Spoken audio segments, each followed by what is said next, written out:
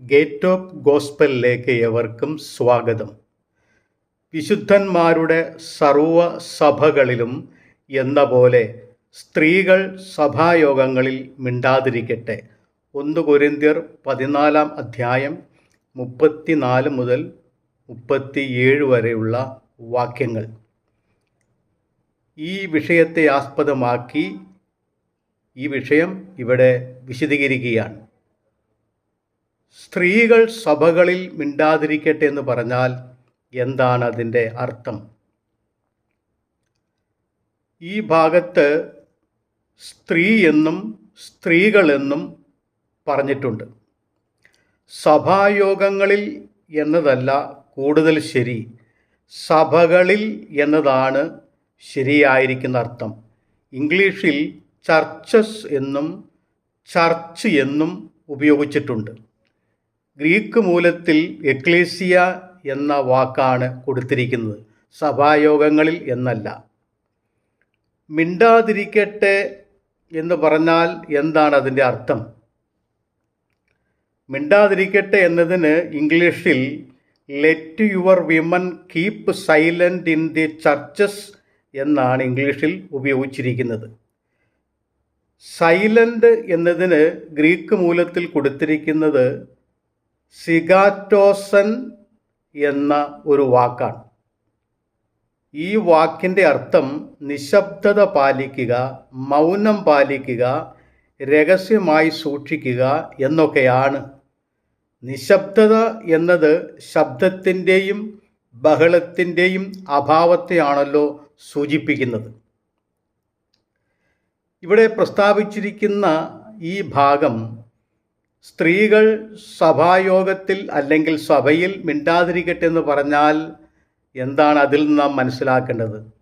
ഈ വാക്യത്തെ എടുത്തുകൊണ്ട് ചില സഭാവിഭാഗങ്ങൾ സ്ത്രീകൾക്ക് സഭാ ആരാധനയിൽ പ്രാർത്ഥിക്കുവാനോ പ്രബോധിപ്പിക്കുവാനോ സാക്ഷ്യം പറയുവാനോ അവസരം കൊടുക്കുന്നില്ല.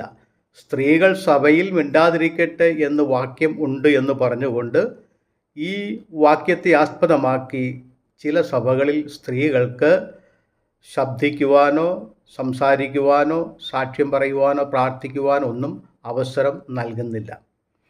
വാസ്തവത്തിൽ കോരിന്ത് ലേഖനത്തിലാണ് ഇതാദ്യമായി പ്രസ്താവിച്ചിരിക്കുന്നത്.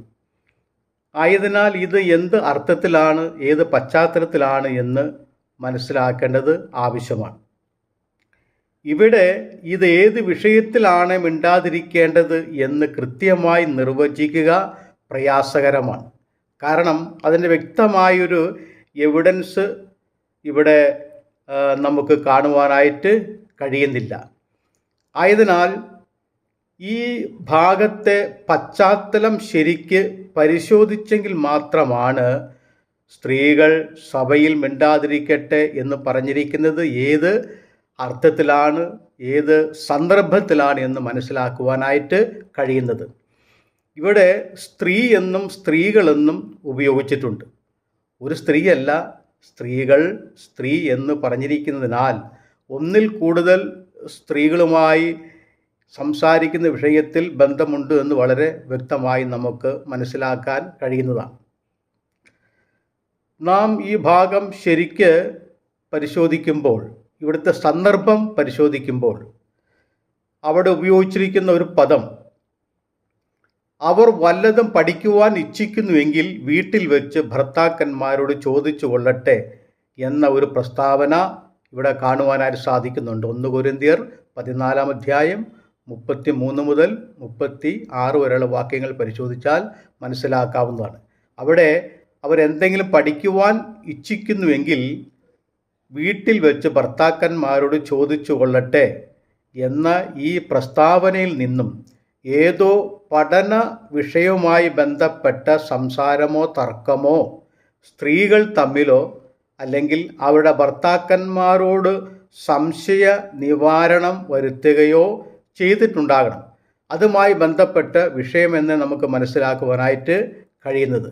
അപ്പോൾ അങ്ങനെയുള്ള സംശയങ്ങളും തർക്കങ്ങളും വാദങ്ങളും സഭ ആരാധനയുള്ള ബന്ധത്തിൽ ഉണ്ടായപ്പോൾ സഭ ആരാധന സുഗമമായി നടത്തിക്കൊണ്ടു പോകുന്ന കാര്യത്തിൽ അത് ഒരു വിഘ്നമായി ബുദ്ധിമുട്ടായി തീർന്നപ്പോൾ അതിനെയാണ് പൗലോസ് അവിടെ അങ്ങനെ സംസാരിക്കരുത് എന്ന് പറഞ്ഞിരിക്കുന്നത് എന്നാണ് നമുക്ക് മനസ്സിലാക്കുവാനായിട്ട് കഴിയുന്നത്. അപ്പോൾ അവർ കലബലാന്ന് ശബ്ദമുണ്ടാക്കിയതല്ല, മറ്റെന്തെങ്കിലും നാട്ടുകാര്യങ്ങളോ വീട്ടുകാര്യങ്ങളല്ല പറഞ്ഞത്. സഭായോഗം നടക്കുന്ന സമയത്ത് അല്ലെങ്കിൽ ആരാധനയ്ക്കായിട്ട് കടന്നു വന്നപ്പോൾ പഠന വിഷയങ്ങൾ, സംശയങ്ങൾ അങ്ങോട്ടും ഇങ്ങോട്ടും സംസാരിക്കുകയോ തർക്കിക്കുകയോ വാദിക്കുകയോ ചെയ്തപ്പോൾ പൗലോസ് പറയുകയാണ്, അതിന് ആരാധനയുടെ ഇടയിലല്ല അതിനുള്ള സമയം. അത് നിങ്ങൾ തർക്കവും വാദവും ഒക്കെ വീട്ടിൽ വെച്ച് പഠിച്ച് സംസാരിച്ച് സംശയ നിവാരണം വരുത്തി വേണം സഭ ആരാധനയ്ക്കായിട്ട് കടന്നു വരാൻ എന്നേ പൗലോസ് അർത്ഥമാക്കിയിട്ടുള്ളൂ. അല്ലാതെ സഭയിൽ പ്രാർത്ഥിക്കാൻ പാടില്ല, സംസാരിക്കാൻ പാടില്ല, പ്രബോധിപ്പിക്കുവാൻ പാടില്ല എന്നൊന്നും പൗലോസ് പറഞ്ഞതായിട്ട് നമുക്ക് മനസ്സിലാക്കുവാനായിട്ട് കഴിയുന്നില്ല. പൗലോസ് ഒരു സ്ത്രീ വിരോധി ആയിരുന്നില്ല.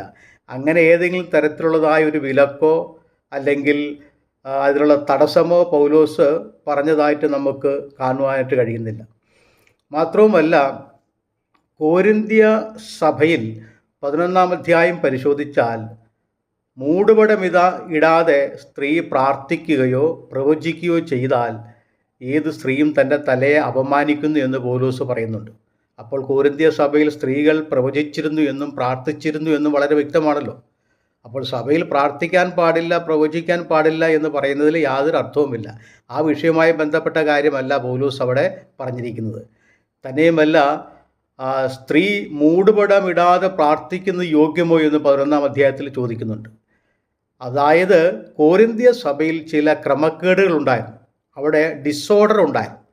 ആ ഡിസോർഡറിനെ പൗലോസ് ഒന്ന് ഓർഡറാക്കി ഒന്ന് ക്രമമാക്കുകയാണ് ഇവിടെ പൗലോസ് ചെയ്തിരിക്കുന്നത്. അടുക്കും ചിട്ടയും ഇല്ലാതെ സഭ ആരാധനയെ അലക്ഷ്യമാക്കുകയോ അല്ലെങ്കിൽ സഭ ആരാധന വേളയിൽ തർക്കങ്ങളും വാദങ്ങളും ഉണ്ടാവുകയോ ചെയ്തപ്പോൾ അതിനുള്ള സമയം ഇപ്പോഴല്ല, അത് ആരാധനയ്ക്കുള്ള സമയമാണ്. തർക്കങ്ങളും വാദങ്ങളും വീട്ടിൽ വെച്ച് നടത്തണമെന്നാണ് പൗലോസ് ഉദ്ദേശിച്ചുള്ളൂ. എന്ന് കരുതി സഭായോഗത്തിൽ സ്ത്രീകൾക്ക് പ്രാർത്ഥിക്കാൻ പാടില്ലെന്നോ സാക്ഷ്യം പറയാൻ പാടില്ലെന്നോ പ്രബോധിപ്പിക്കാൻ പാടില്ലോ എന്നൊന്നും ആ ഭാഗം കൊണ്ട് അർത്ഥമാക്കുന്നില്ല. അപ്പോൾ ഓർഡറില്ലാതെ വന്നപ്പോൾ പൗലോസ് എല്ലാത്തിനും ഒരു ഓർഡർ അവിടെ കൊടുക്കുന്നതായിട്ട് നമുക്ക് കാണാനായിട്ട് സാധിക്കുന്നുണ്ട്. അതായത് 1 കൊരിന്ത്യർ 14-ാം അധ്യായത്തിൻ്റെ 39-ാമത്തെ വാക്യം നാം പരിശോധിക്കുമ്പോൾ പൗലോസ് ചില ക്രമങ്ങളെക്കുറിച്ചുകൂടെ പറയുന്നുണ്ട്.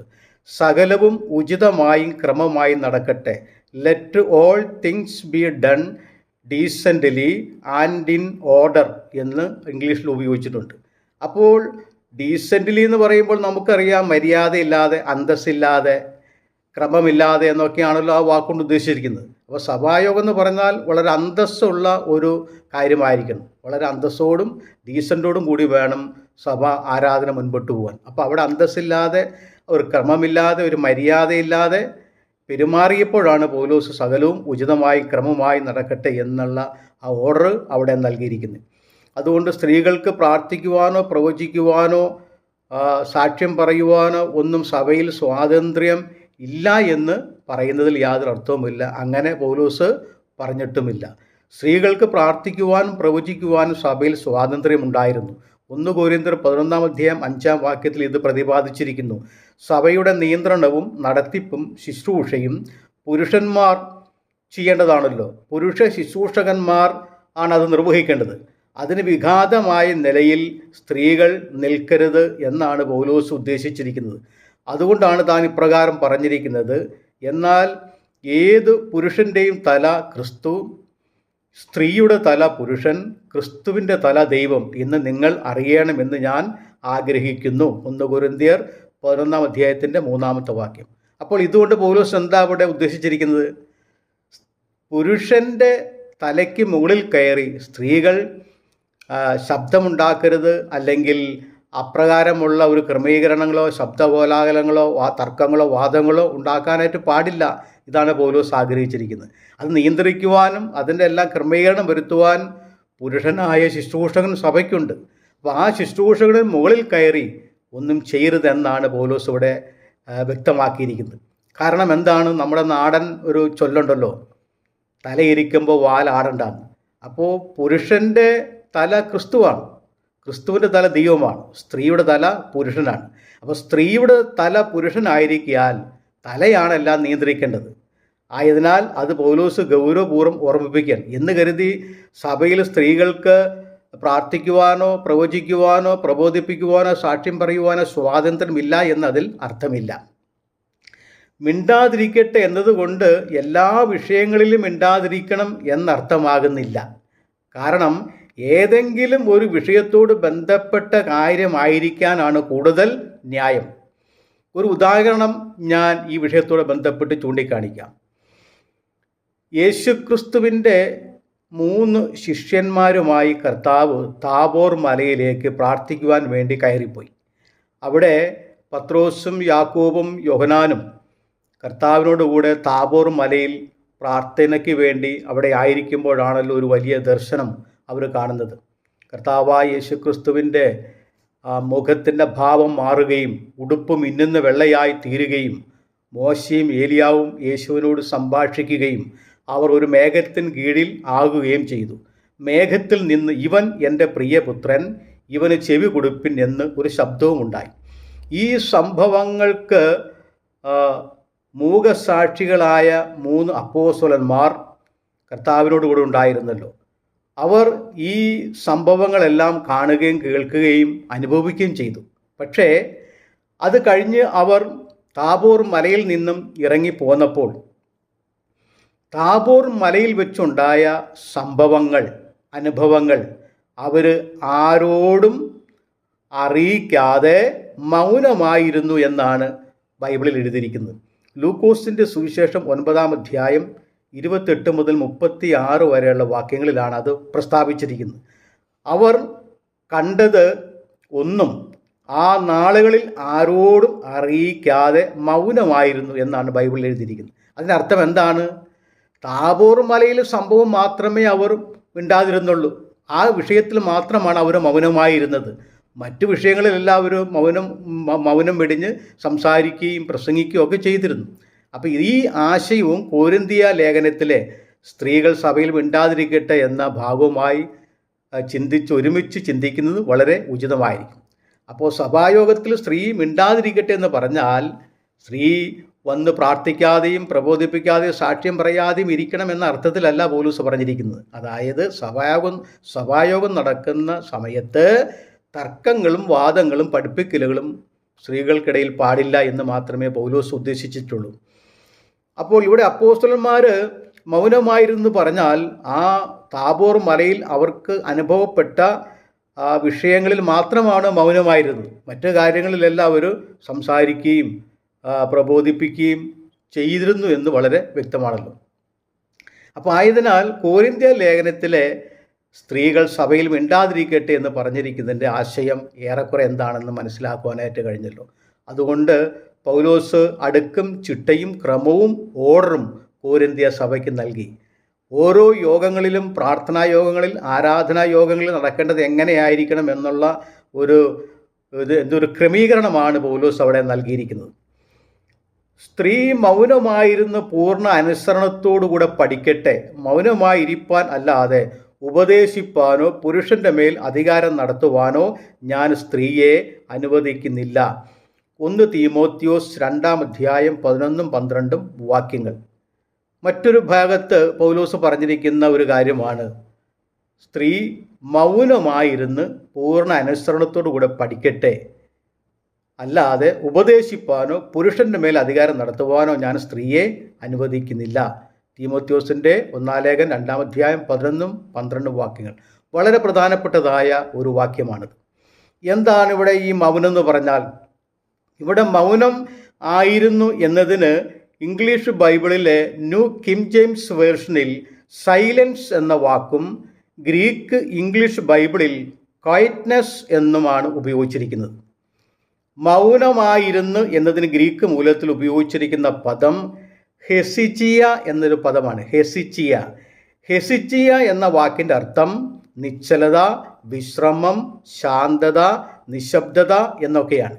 ഇവിടെ മൗനം ആയിരിക്കുക എന്നതുകൊണ്ട് ഉദ്ദേശിച്ചിരിക്കുന്നത് പുരുഷനായ ശുശ്രൂഷകൻ നേതൃത്വം കൊടുക്കുന്ന സഭയെ പുരുഷൻ്റെ മുകളിൽ അധികാരം നടത്തുകയോ സഭയെ പഠിപ്പിക്കുകയോ സ്ത്രീകൾ ചെയ്യരുത് എന്ന വിവക്ഷയാണ്. സഭായോഗം നിയന്ത്രിക്കുന്നത് അവിടുത്തെ ശുശ്രൂഷകൻ പുരുഷനാണ്. അപ്പോൾ ആ പുരുഷൻ ശുശ്രൂഷ ചെയ്യുമ്പോൾ ആ പുരുഷൻ്റെ മുകളിൽ കയറി പുരുഷൻ്റെ ആ സ്ഥാനമോ അധികാരമോ സ്ത്രീ കവർന്നെടുക്കരുത്. ഇതാണ് പൗലോസ് ഇവിടെ ഉദ്ദേശിച്ചിരിക്കുന്നത്. അപ്പോൾ സ്ത്രീ മൗനമായിരുന്ന് കീഴടങ്ങിയിരുന്ന് അവർക്ക് ചെയ്യുവാൻ കഴിയുന്നതായ അല്ലെങ്കിൽ സ്ത്രീകളിൽ നിക്ഷിപ്തമായിരിക്കുന്ന ശുശ്രൂഷകൾ ചെയ്യുന്നതിൽ തെറ്റൊന്നുമില്ല. അതാണ് ഈ ഭാഗത്ത് നിന്ന് നാം മനസ്സിലാക്കേണ്ടത്. അതായത് പുരുഷൻ്റെ മേൽ അധികാരം നടത്തുന്ന കാര്യത്തിലും സഭയെ പഠിപ്പിക്കുന്ന കാര്യത്തിലും സ്ത്രീ മൗനം പാലിക്കണം എന്ന് സാരം. പഠിപ്പിക്കുക എന്നതിന് ഗ്രീക്ക് മൂലത്തിൽ ഉപയോഗിച്ചിരിക്കുന്ന പദം ഡിഡാസ്കിൻ എന്നൊരു വാക്കാണ്. ഡിഡാസ്കിൻ, അതാണ് പഠിപ്പിക്കുക എന്നതുകൊണ്ട് ഉദ്ദേശിച്ചിരിക്കുന്നത്. ആധികാരികമായ ഒരു പഠിപ്പിക്കലാണത്. സഭയുടെ ഉപദേശങ്ങൾ, സഭയുടെ അടിസ്ഥാന തത്വങ്ങൾ, അപ്പോസ്തോലികത്വം എന്നൊക്കെയാണ് അതുകൊണ്ട് ഉദ്ദേശിച്ചിരിക്കുന്നത്. ഒരു സാധാരണ പഠിപ്പിക്കലല്ല. അപ്പോൾ അത് അങ്ങനെയുള്ള വളരെ ഡീപ്പായ സഭയുടെ ആധികാരികമായ അടിസ്ഥാന പ്രമാണങ്ങളെ, ഉപദേശങ്ങളെ പഠിപ്പിക്കുന്ന ആരാണ്? അത് പുരുഷനായ ശുശ്രൂഷകനാണ്. അതുകൊണ്ടാണ് പൗലോസ് അപ്പോസ്തലൻ അതിന് ഡിഡാസ്കിൻ എന്ന ഗ്രീക്ക് വാക്ക് ഉപയോഗിച്ചിരിക്കുന്നത്. സഭായോഗങ്ങളുടെ പശ്ചാത്തലത്തിൽ സ്ത്രീകൾ പുരുഷ അധികാരത്തെ മറികടക്കരുതെന്ന് പൗലോസ് നിഷ്കർഷിച്ചിരിക്കുന്നു. അധികാരം എന്നതിന് ഇവിടെ മൂലഭാഷയിൽ ഉപയോഗിച്ചിരിക്കുന്ന വാക്ക് ഓതൻടൈൻ എന്നൊരു വാക്കാണ്. ഓതൻടൈൻ എന്ന വാക്ക് ഇവിടെ മാത്രമേ പുതിയ നിയമത്തിൽ ഉപയോഗിച്ച് കാണുന്നുള്ളൂ. മറ്റു ഒരു സ്ഥലത്തും ഈ പദം അധികാരം എന്ന നിലയിൽ ബൈബിളിൽ എവിടെയും ഉപയോഗിച്ചിട്ടില്ല. അപ്പോൾ ഈ ഓതൻടൈൻ എന്ന വാക്കിന് ഒരുപാട് അർത്ഥങ്ങളുണ്ട്. അതിന് അധികാരം എന്നുള്ളതാണ്. ആ അധികാരം ദൈവത്താൽ ലഭിക്കുന്നതും പുരുഷ ശുശ്രൂഷകൻ്റെ കൈവശം ഇരിക്കുന്നതും പുരുഷ ശുശ്രൂഷകൻ നിർവഹിക്കേണ്ടതുമായ അധികാരമാണ് പ്രധാനമായും ഈ വാക്കുകൊണ്ട് ഉദ്ദേശിച്ചിരിക്കുന്നത്. അപ്പോൾ ആയതിനാൽ അത് സഭയുടെ നടത്തിപ്പ്, സഭയുടെ ശുശ്രൂഷകനാണ് ഈ അധികാരം ഉള്ളത്. അപ്പോൾ ആ അധികാരം മറ്റൊരാൾ കവർന്നെടുക്കുവാനായിട്ട് പാടില്ല. ആ സ്ഥാനത്തേക്ക് മറ്റൊരാൾ വരാനായിട്ട് പാടില്ല. അഥവാ സ്ത്രീ കടന്നു വന്ന് അധികാരം പിടിച്ചെടുക്കരുത് എന്നാണ് ആ ഭാഗം കൊണ്ട് ഉദ്ദേശിച്ചിരിക്കുന്നത്. ഈ വാക്കിനെക്കുറിച്ച് ചില വേദപണ്ഡിതന്മാരുടെ ഇടയിൽ അഭിപ്രായ വ്യത്യാസങ്ങളുണ്ട്. അപ്പോൾ ചിലർ പറയുന്നത് ഇത് എന്തോ പാപസംബന്ധമായ അല്ലെങ്കിൽ നെഗറ്റീവായ ചില കാര്യങ്ങളുടെ ഒരു മുന്നറിയിപ്പാണ് എന്ന് ചിന്തിക്കുന്ന ചില ആളുകളുണ്ട്. അപ്പോൾ അതുകൊണ്ട് അത് പാപത്തെക്കുറിച്ചോ പാപസംബന്ധമായ കാര്യങ്ങളെക്കുറിച്ചോ ഒക്കെ ആകാമെന്ന് ചില വേദപണ്ഡിതന്മാർ അഭിപ്രായപ്പെടുന്നുണ്ട്. പക്ഷേ അങ്ങനെ ഒരു അർത്ഥം നമുക്ക് ഒരു ആശയം എടുക്കുവാനായിട്ട് കഴിയുന്നില്ല. ഓതൻടൈൻ എന്ന് പറഞ്ഞാൽ അധികാരം എന്ന് തന്നെയാണ് അതിൻ്റെ അർത്ഥം. അത് മറ്റേതെങ്കിലും രീതിയിൽ ഒരു നെഗറ്റീവായ ചിന്ത, ആശയം അവിടെ ഉദിക്കുന്നില്ല. സന്ദർഭോചിതമായിട്ട് പോലും അത് വരുന്നില്ല. അപ്പോൾ ആയതിനാൽ ഇവിടുത്തെ പശ്ചാത്തലം അനുസരിച്ച് നാം പഠിക്കുമ്പോൾ അധികാരത്തെയാണ് അത് അർത്ഥമാക്കുന്നത്. ഈ പദം ലാറ്റിൻ വൾഗേറ്റിലും ന്യൂ ഇംഗ്ലീഷ് ബൈബിളിലും ആധിപത്യം സ്ഥാപിക്കുക എന്നും ജനീവ കിങ് ജെയിംസ് ബൈബിളുകളിൽ അധികാരം പിടിച്ചെടുക്കുക എന്നും വിവർത്തനം ചെയ്തിട്ടുണ്ട്. അപ്പോൾ മറ്റ് ഇംഗ്ലീഷിൻ്റെ ഇതര ട്രാൻസ്ലേഷനുകളിലെല്ലാം കൊടുത്തിരിക്കുന്നത് അധികാരം, ആധിപത്യം എന്നൊക്കെയാണ് ഉപയോഗിച്ചിരിക്കുന്നത്. അപ്പോൾ ആയതിനാൽ ഇത് മറ്റേതെങ്കിലും തരത്തിലുള്ള ഒരു നെഗറ്റീവായ അല്ലെങ്കിൽ ലൈംഗികപരമായ ആശയങ്ങൾ ഇവിടെ ഉദിക്കുന്നില്ല. അങ്ങനെയൊക്കെ ആകാമെന്ന് ചിന്തിക്കുന്ന ചില ആധുനിക വേദപണ്ഡിതന്മാരുണ്ട്. പക്ഷേ അത് ഇവിടുത്തെ സന്ദർഭവുമായിട്ട് അത്തരത്തിലുള്ള ആശയങ്ങൾ യോജിക്കുന്നതല്ല. കാരണം സ്ത്രീകൾക്ക് സഭകളിൽ അവരുടേതായ സ്ഥാനത്ത് നിന്നുകൊണ്ട് ശുശ്രൂഷിക്കുവാനുള്ള സ്വാതന്ത്ര്യവും അധികാരവും ഉണ്ടായിരുന്നു. ഒരു ഉദാഹരണത്തിന് റോമാലേഖനം 16-ാം അധ്യായം 1-ാം വാക്യത്തിൽ നാം വായിക്കുന്നത് ക്രംകയ സഭയിലെ ശുശ്രൂഷക്കാരത്തിയായ ഫേബയെക്കുറിച്ച് പൗലോസ് പറയുന്നുണ്ടല്ലോ. അപ്പോൾ ഫേബ ക്രംകയ സഭയിൽ എന്ത് ശുശ്രൂഷയാണ് ചെയ്തത്?